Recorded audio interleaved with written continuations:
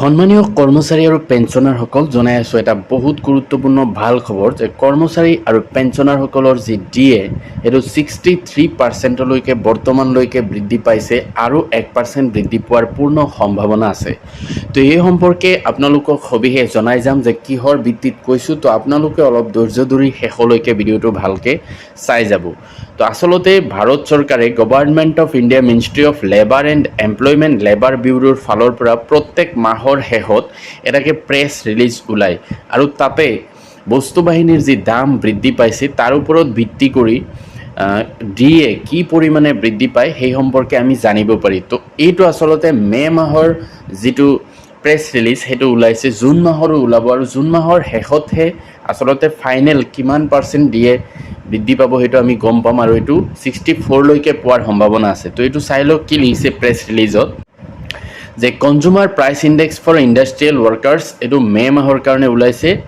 Labour bureau and attached office of the AMO Labor and Employment has been compiling consumer price index for industrial workers every month on the basis of retail prices collected from 317 markets spread over 88 industrially important centers in the country. The index for the month of May 2026 is being released in this press release. অর্থাৎ ভাৰতবৰ্ষৰ যি 317টা market আছে বা বজাৰ আছে যিবিলাক 88টা বিশেষকৈ উদ্যোগৰ ক্ষেত্ৰত আগবঢ়া যিবিলাক চেণ্টাৰ তাৰে 317টা মাৰ্কেটৰ যি বস্তু বাহিনীৰ দাম তাৰ ওপৰত ভিত্তি কৰি পেলাই এই প্ৰেছ ৰিলিজটো ওলায় আৰু তাৰ ইণ্ডেক্সটো কিমান কনজিউমাৰ প্ৰাইচ ইণ্ডেক্স সেইটো চাওক কি পৰিমাণে বৃদ্ধি পাইছে। The All India CPI IW for May 2026 increased by 0.9 points and stood at 150.8.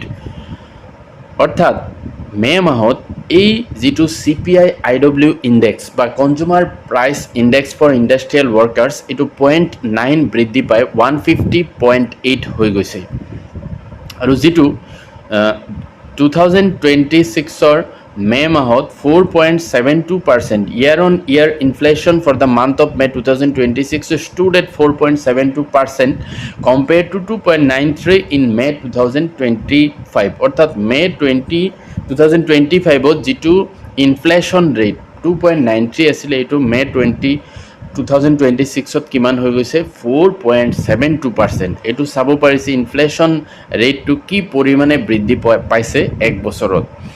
তো এতিয়া চাওক এই কোনবিলাক বস্তু বাহিনীৰ দাম আসলতে মে মাহত বৃদ্ধি পাইছে এইটো চাব পাৰিছে। ফুড এণ্ড বাৰ্বাৰেজেছ এইটো 153.1 আছিলে আৰু মে মাহত হৈ গৈছে 154.9। পান চুপাৰী টবেকো এণ্ড ইনটক্সিকেণ্টছ এইবিলাক 0.7% বৃদ্ধি পাইছে। 175.0 আছিলে 175.7 হৈ গৈছে আৰু ক্লথিং এণ্ড ফুটৱেৰ 156.2 আছিলে এইটো 0.7 বৃদ্ধি পাইছে 156.9 হৈ গৈছে। হাউচিং অৰ্থাৎ ঘৰ বনোৱা যিবিলাক সামগ্ৰী সেই বস্তুবিলাকৰ দাম 140.6 আছিলে আৰু এতিয়াও ছেইম আছে।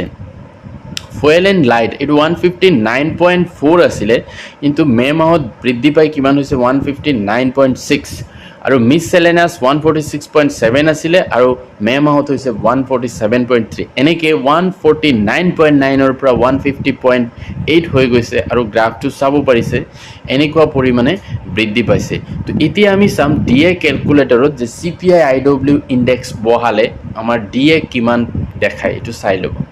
মে মাহৰ যি CPI IW ইণ্ডেক্স 150.8 বহোৱাৰ পিছত ডিএ দেখাই আছে 63.14। অৰ্থাৎ নিশ্চিতভাৱে মে মাহতেই 3% ডিএ বা ডিআৰ কৰ্মচাৰী আৰু পেঞ্চনাৰসকলৰ বৃদ্ধি পাইছে। এইটো যদি আপোনালোকৰ প্ৰমাণ লাগে এইটো চাওক ডিচেম্বৰ মাহত আছিলে 60.35 হৈছিলে আৰু সেইকাৰণেই জানুৱাৰীৰ পৰা ডিএ 60% ধৰিছিলে।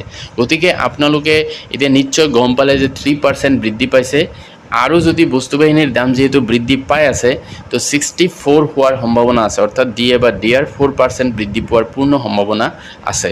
এইখিনি আছিলে গুৰুত্বপূৰ্ণ খবৰ। ভিডিঅ' ভাল লাগিলে লাইক কমেণ্ট কৰিব আৰু আনলৈ শ্বেয়াৰ কৰি দিব আৰু চেনেলটো ছাবস্ক্ৰাইব কৰি থ'ব। Thank U.